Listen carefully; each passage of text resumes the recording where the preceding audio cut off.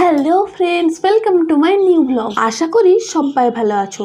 আজ অনেক দিন ধরেই পরিবেশটা কিন্তু বেশ ভালো আছে, মানে ওই যে বিকেল হলে বৃষ্টিটা হচ্ছে তাতে কিন্তু পরিবেশটা বেশ ঠান্ডা। আর এইভাবেই যদি গরমটা কেটে যায় তাহলে কিন্তু বেশ ভালো হয়। আজ সকালবেলায় ইচ্ছে হলো বাড়িতে একটু চপ বানাবো, আর সেই জন্যই এই যে প্রিপারেশন শুরু করে দিয়েছি।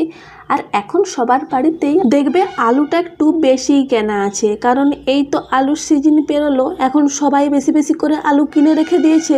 আর এই গরমে আলু কিন্তু পচেও যাচ্ছে খুব। অনেক দিন ধরে ইচ্ছে হচ্ছিল বাড়িতে কদিন চপ বানাবো, কিন্তু এই গরমের কারণে আর পেরে উঠছিলাম না। তো এখানে এই যে চপের পুরটা আমার রেডি হয়ে গেছে। এরপর আমি বেসনটাকে ভালোভাবে ফাটিয়ে নিচ্ছিলাম। আর বেসন যত ভালো করে ফাটানো হবে চপ কিন্তু ততই ভালো হবে। যাদের মুখে প্রচুর ব্রণর সমস্যা, মুখে দাগ ছোপে ভর্তি, তারা যদি এরকম বেসন মাখে মুখে, মুখ কিন্তু অনেকটাই পরিষ্কার হয়। আর স্কিনে যে দাগ ছোপ থাকে সেগুলো আস্তে আস্তে চলে যায়। তো তোমরা বাড়িতে এরকম একটা প্যাক বানিয়ে মুখে মাখতেই পারো।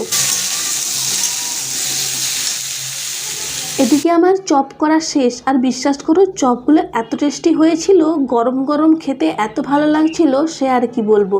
তবে ঠান্ডা ঠান্ডা খেতে এতটাও কিন্তু টেস্ট হয়নি। তো যাই হোক, আমার চপ বানানো শেষ। এরপর আমি বসিয়ে ফেলেছি খিচুড়ি, কারণ বাইরের আবহাওয়াটা বেশ খারাপ। আর এরকম খারাপ আবহাওয়ায় একটাই জিনিস মনে পড়ে, বৃষ্টি বৃষ্টি ভাব, আর ঘরে আমার গরম গরম খিচুড়ি। ওহ, সে যে কি স্বাদ, সে স্বাদ আর বলার কথা নয়। আর খিচুড়ি খেতে তো আমার এমনিতেই ভালো লাগে, শুধু আমার কেন, আমার পরিবারের সবারই খুব পছন্দ।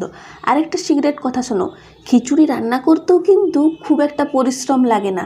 বাস খিচুড়ির সঙ্গে অল্প আলু ভাজা বা ডিম ভাজা হলেই কিন্তু চলে যায়, রান্না থেকেও বেশ অনেকটা শান্তি। আর ওই যে বৃষ্টি পড়লে একটা শীত শীত ভাব, একটা চাদর মুড়ি দিয়ে আরাম করে বৃষ্টি উপভোগ করা, ওহ সে যে কি শান্তি।